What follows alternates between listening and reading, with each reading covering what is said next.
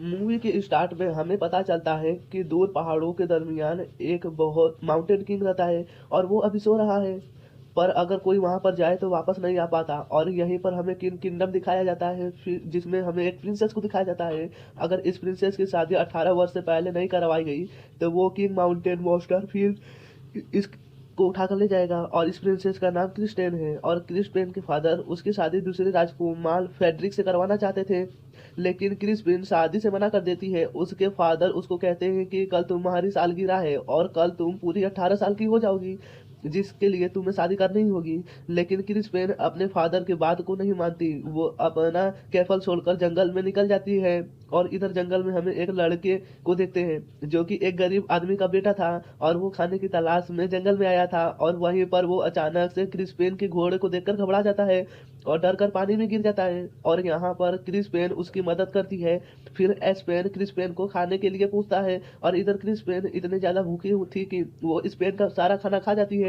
और इधर स्पेन क्रिस्पेन को देखकर बहुत ही ज्यादा हैरान हो जाता है और क्रिस्पेन खाना खाकर वहां से चली जाती है। इसके बाद स्पेन उसको जाते हुए अपना नाम बताता है, पर क्रिस्पिन थैंक यू बोलकर वहां से चली जाती है।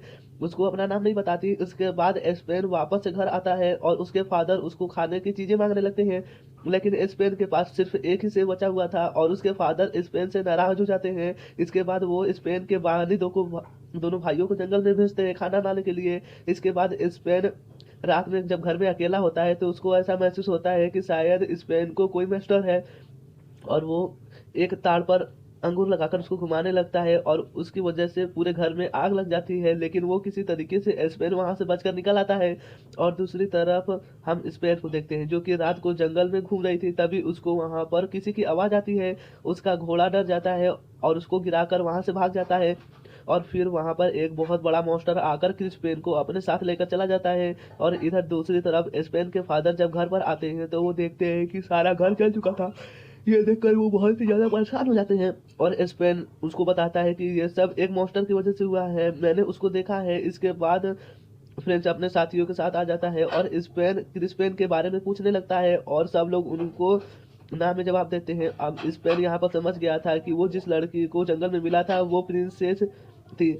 और जब प्रिंसेस और जब फेडरिक स्पेन से पूछता है तो वो घबरा जाता है और फेडरिक को स्पेन पर शक हो जाता है और वो स्पेन पर तलवार रख देता है और कहता है कि मुझे प्रिंसेस के बारे में जल्दी से बताओ। और स्पेन के फादर फेडरिक को बताते हैं कि स्पेन को मॉन्स्टर नजर आते हैं और फेडरिक और उसके साथी इस बात पर हंसने लगते हैं कि स्पेन अभी भी पुरानी बातों पर यकीन करता है। और स्पेन फेडरिक से सवाल करता है कि तुम क्रिस्पेन का क्या करोगे। फेडरिक उसको बताता है कि मैं क्रिस्पेन से शादी करूंगा और शादी करके उसके कैंसर को अपना बताऊंगा और उसके बाद उसको मार दूंगा और जो भी उसे ढूंढने में मेरी मदद करेगा मैं उसको इनाम दूंगा। और फेडरिक के जाने के बाद स्पेन के फादर अपने दोनों बेटों को कुछ पैसे देते हैं और कहते हैं कि हमें प्रिंसेस को ढूंढना होगा और जिसकी वजह से उनको इनाम मिलेगा और हम अपना घर दोबारा से बना सकेंगे। इसके बाद स्पेन अपने फादर से पूछता है कि वो क्या करे और स्पेन के फादर स्पेन को कहते हैं कि तुम्हें जहां जाना है वहां पर जा सकते हो, लेकिन हम अब दोबारा कभी यहाँ पर मत आना। ये सुनकर स्पेन बहुत ही ज्यादा उदास हो जाता है, लेकिन फिर भी स्पेन अपने फादर की मना करने के बावजूद अपने भाइयों के साथ चला जाता है। फिर उनको जंगल में रास्ते में एक पेड़ मिलता है जिससे वो अपने चीजें देता है और इसके बाद रास्ते में उनको एक बूढ़ी औरत की आवाज सुनाई देती है जो कि मदद मांग रही थी। लेकिन स्पेन के भाई इस बात की तरफ ध्यान नहीं देते और वो आगे चले जाते हैं। लेकिन स्पेन अकेला इस आवाज के पीछे पीछे जाता है और अब वो रास्ते में स्पेन को एक डायल दिखाई देती है जिसकी एक बहुत बड़ी नाक थी और वो लकड़ी में फंस गई थी। और अब स्पेन उस डायन की मदद करता है और वो डायन स्पेन से पूछती है कि तुम यहाँ पर क्या कर रहे हो। और स्पेन उसको बताता है कि हम प्रिंसेस को ढूंढने के लिए निकले हुए हैं, लेकिन वो डायन स्पेन को बताती है कि प्रिंसेस को मॉन्स्टर किंग एक बहुत बड़ा मॉन्स्टर उठा कर लेके गया है। अगर तुमको उसको बचाना चाहते हो तो बस उसके पास एक ही रास्ता है, तुम्हें उस मॉन्स्टर को मारना होगा और वो मास्टर सिर्फ एक ही चीज से मरेगा जो है एक जादुई तलवार और जो एक नदी के नीचे है। और स्पेन उससे पूछता है कि मुझे नदी कहाँ पर मिलेगी, जिस पर डायन उसको एक जादुई मैप देती है और कहती है कि इसी रास्ते पर जाकर तुम्हें वो नदी मिलेगी। और वो किंग के पास एक आदमी आता है और वो उसको बताता है कि किंग की बेटी यानी कि प्रिंसेस क्रिस्पेन को माउंटेन मोस्टर उठा कर ले गया है। और दूसरी तरफ हम स्पेन के भाइयों को देखते हैं जिन्हें रास्ते में कुछ गोल्डन एप्पल्स मिलते हैं और उसके दोनों भाई उस बास्केट में से एक एक एप्पल को उठाकर खा लेते हैं। जिसके बाद जब वो उस एप्पल को खा लेते हैं तो उनके पास कुछ लड़कियां आती हैं और उनको कहती हैं कि तुम हमारे साथ चलो। और अब वो दोनों उन लड़कियों के बातों में आकर उनके पीछे पीछे चले जाते हैं। और दूसरी तरफ कैंपेन मैप के रास्ते पर जा रहा था और आगे जाकर रास्ता खत्म हो जाता है। वहीं पर एस्पेन को भी एक गोल्डन एप्पल मिलता है। जब उस एस्पेन उस एप्पल को खा लेता है और उस एप्पल को खाते ही सामने एक गुफा खुल जाती है। अब एस्पेन उस गुफा के अंदर आ जाता है जहां पर वो देखता है कि उसके भाई भी हैं और वो उन लड़कियों के साथ खाना खा रहे हैं। और तभी एक लड़की उसको भी खाने पर बुलाती है, लेकिन एस्पेन को यहाँ पर खाने की जगह बहुत ही ज्यादा कीड़े नजर आते हैं। और तभी एक लड़की उसको एक गोल्डन एप्पल देती है, लेकिन एस्पेन को यहाँ पर कुछ भी ठीक नहीं लग रहा था। इसलिए वो एस्पेन उस एप्पल को खाने का नाटक करता है और उस एप्पल को नीचे गिरा देता है। अब कुछ जब उस एप्पल को नहीं खाया था तो वो एप्पल न खाने की वजह से एस्पेन को सब कुछ सच नजर आने लगता है और वो सब लड़कियां एक डायन थी। और जब एस्पेन को ये सब पता चलता है तो वो दोनों भाइयों को बचाकर गुफा से बाहर लेकर आता है। तभी एक डायन उन पर अटैक कर देती है, लेकिन वो बचकर गुफा से बाहर आ जाते हैं। और एस्पेन अपने भाइयों को रास्ते में बताता है कि जैसे ये डायन थी वैसे ही एक बहुत बड़ा मॉन्स्टर है और ये एक कहानी नहीं बल्कि एक सच्चाई है, क्योंकि वो मॉन्स्टर के साथ सिर्फ रात में निकलता है और अगर वो दिन में निकला तो पत्थर का बन जाएगा। और दूसरी तरफ हम क्रिस्पेन को देखते हैं जो कि एक गुफा में बंद थी। उस गुफा से बाहर जाने का एक छोटी सा रास्ता था जो कि काफी ऊंचा था। और अब उस गुफा में वो मॉन्स्टर एक होल से अपना हाथ बाहर निकालता है और क्रिस्पेन को कुछ खाने के लिए हड्डियां देता है, जिससे क्रिस्पेन खाने का बहाना कर लेती है और उस मॉन्स्टर को कहती है कि ये बहुत ही मजे की है। और दूसरी तरफ स्पेन को उसके भाई मैप को फॉलो करते हुए एक होटल की तरफ आते हैं और उस होटल में फेडरिक भी था। और अब वो उस होटल में पहुंच जाते हैं और इसके बाद स्पेन उस जादुई मैप से तलवार का रास्ता पूछता है और तभी स्पेन को फेडरिक का एक शादी देख लेता है। और फेडरिक स्पेन के पास आकर क्रिस्टीन के बारे में पूछता है और यहाँ पर फेडरिक स्पेन से वो मैप मांगता है और स्पेन को कुछ पैसे भी देता है, जिस पर स्पेन का भाई उसको कहता है कि तुम फेडरिक को वो मैप दे दो। लेकिन स्पेन फेडरिक को मैप देने से इनकार कर देता है, जिस पर फेडरिक को गुस्सा आ जाता है और वो स्पेन पर एक बहुत बड़ा भाला फेडरिक के मुंह पर मार देता है और इन दोनों के बीच बहुत लंबी फाइट स्टार्ट हो जाती है। और तभी एक पाव उसके एक खाने पर पहुंच जाता है और उस आदमी को इस बात पर बहुत ही गुस्सा आता है और वो स्टडी को बहुत दूर फेंक देता है। और इस बात का फायदा उठाकर स्पेन और उसके भाई उस होटल से भाग जाते हैं, लेकिन फेडरिक और उसके साथ ही स्पेन और उसके भाइयों का पीछा करते हुए उनके पीछे आ जाते हैं।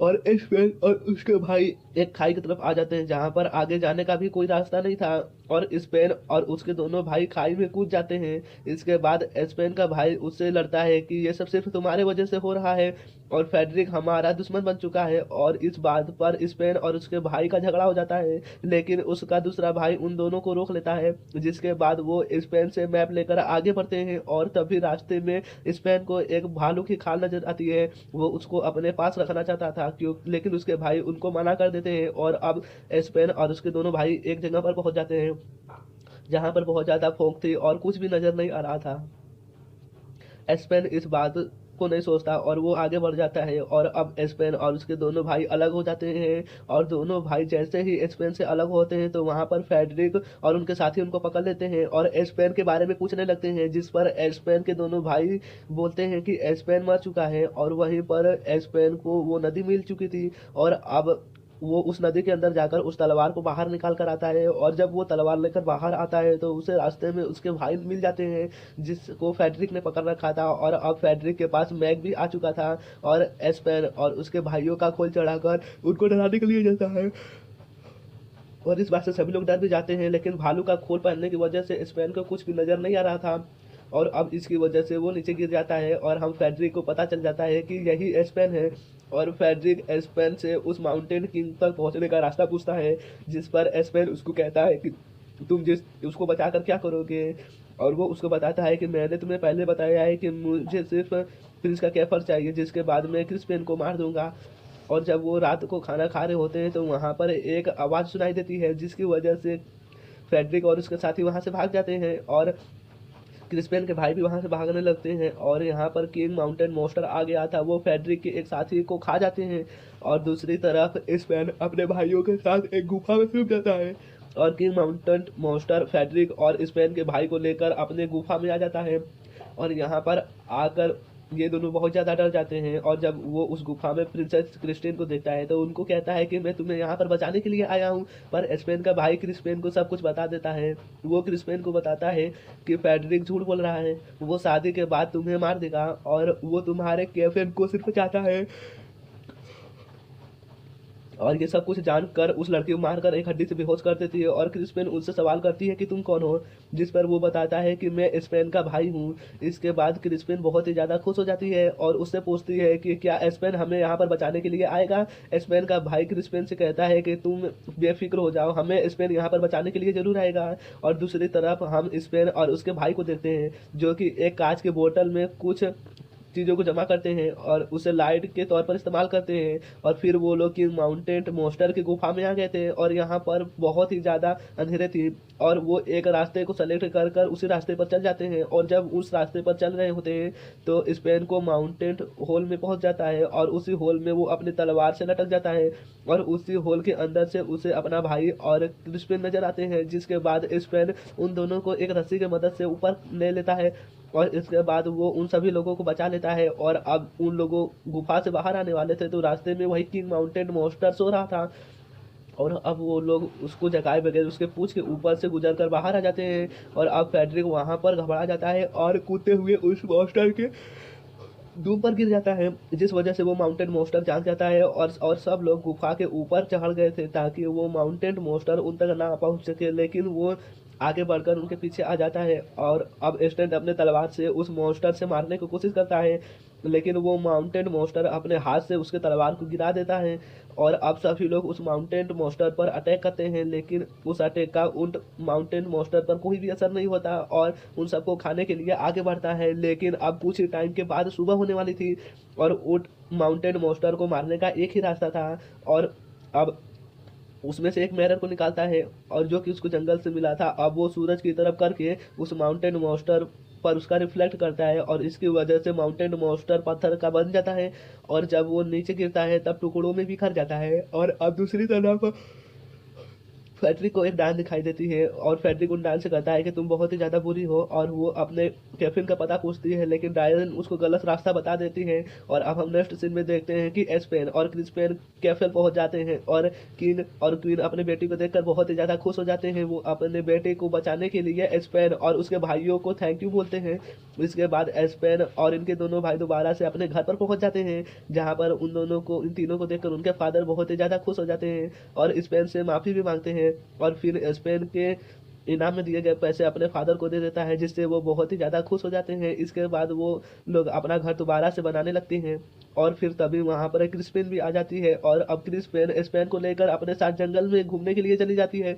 और दूसरी तरफ हम फेडरिक को देखते हैं, जो कि उस डायन के गलत रास्ता बताने की वजह से जंगल में भटक गया था, और वहीं पर वो फेडरिक को एक गोल्डन एप्पल मिलता है, और बगैर सोचे ही वो उस एप्पल को खा लेता है। और फिर से वही लड़की आती है और फेडरिक को अपने साथ लेकर चली जाती है, जो कि हमने पहले देखा कि वो एक डायन थी, और इस बारे में फेडरिक को कुछ भी नहीं पता होता है। और इसी हॉरर एंडिंग के साथ ये मूवी एंड हो जाती है। अगर आपको मूवी की एक्सप्लेनेशन पसंद आई तो इस वीडियो को लाइक एंड चैनल को सब्सक्राइब जरूर कर लेना। Good bye.